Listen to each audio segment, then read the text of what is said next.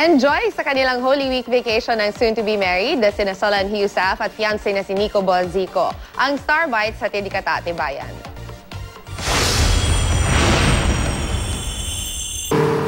Wakeboarding, horseback riding at sunbathing.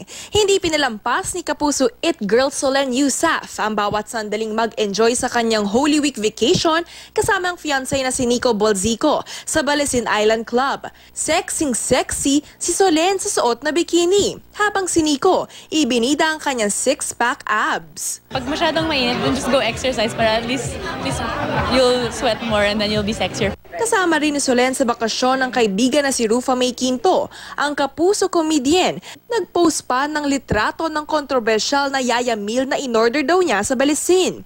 Bangus, itlog at rice na masarap daw.